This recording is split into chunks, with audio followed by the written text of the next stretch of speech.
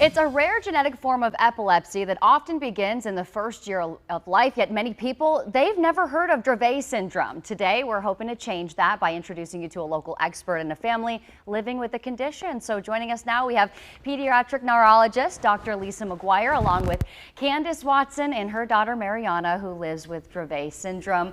Thank you all for being here. I mean, we were talking right before the commercial break concluded just about how this is something that not a lot of people know about. So Dr. McGuire, I'm going to start with you. So for people who are watching right now, they've never heard of Dravet syndrome. What is it and how is it different from other forms of epilepsy? Absolutely. So Dravet syndrome is considered a rare disorder because it affects less than 1 in 20,000. We estimate about 1 in 16,000 babies are born with Dravet syndrome.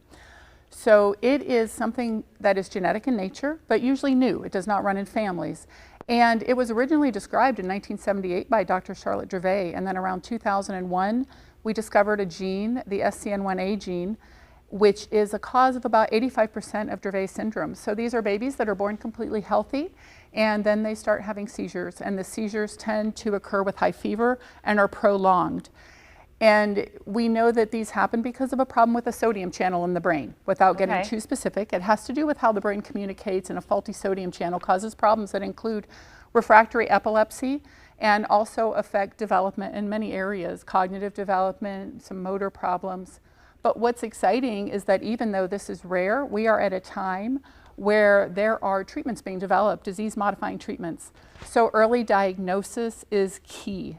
You said something that stuck out to me. You said it's genetic in nature but doesn't run in families. What Correctly. does that mean? Yeah, so even though we inherit our genes from our parents, right, genes can undergo mutations after fertilization, and that's what this is. Most of the time this is a dominant gene, meaning you only need one copy to have it, and in the vast majority of cases, this is not something that would run in a family. So really, these children can be anyone's children. They can be our children, which is why it's important to raise awareness. And early diagnosis is really key for this. It's really key, and especially now because of this opportunity to use disease-modifying treatments that could change these families' lives. Well, Candace, take us back to when you first realized something was wrong with Miss Mariana here. When did she get her diagnosis? She got her diagnosis really fast, thanks to Dr. McGuire. She had her first seizure right after her 4-month vaccinations. And she's 19 months old now. She's 19 months old now, yeah. So she was diagnosed about 6 weeks after, like right after she got the genetic testing, which is unheard of in Dravet families and warriors. What are some of the symptoms that she lives with on a daily basis? Oh, we're always on high alert. So she can seize from overexcitement, overheating, going from a warm temperature to a cold temperature, or vice versa. There's also other seizures, and she has generalized tonic-clonic, which are grand mal seizures. Full on, everything's going. But yet with Dravet, those change. Absent seizures come into play, focal seizures come into play.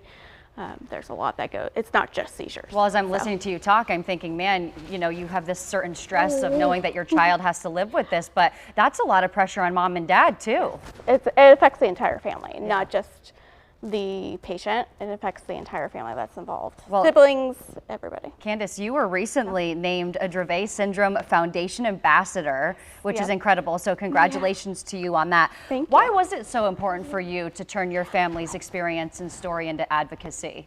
If you don't spread the awareness, people don't know. So I was already kind of dabbled in social media just on my own for my own everyday before her, and it just transpired into pushing for her and advocating for her. She has she has her own Instagram page for Mariana's Dravet Mission, where I'll post updates with the Dravet world. The epilepsy plan, National Epilepsy Plan just passed yesterday through the Senate, so that's exciting. It'll go to the House, and hopefully that will be a nationwide effort. What would that mean for your family? That's massive, because that means more research. Dravet syndrome is only driven by fundraisers, by parents and families that push. They don't get the funding from the government, so that would be massive. Dr. McGuire, any word of advice for families who are watching? Maybe they know someone who's living with a rare disease and feel isolated. Yeah, I think the most important thing, and one benefit now of social media, is to connect with other families and to have an open discussion with your physician as well, because we're a community, and while we do what we can do here, if we can't offer something, We send patients out of state wherever we need to for these clinical trials and important therapies. Yeah. And I think, again, remembering this can affect anyone, especially with neurologic disorders in children. There tends to be a bit of a stigma and not a lot of community support. I don't think it's on purpose, but Yeah. it's definitely a problem. But You don't know what you don't know, right? You don't know what you don't know. And so asking people about it, I think she would tell you, is okay. She wants to educate people, and reaching out to people and letting them know they're supported. Yeah. Any word of advice from you, Candace? For new parents, For new parents who maybe are dealing with something similar? don't give up hope.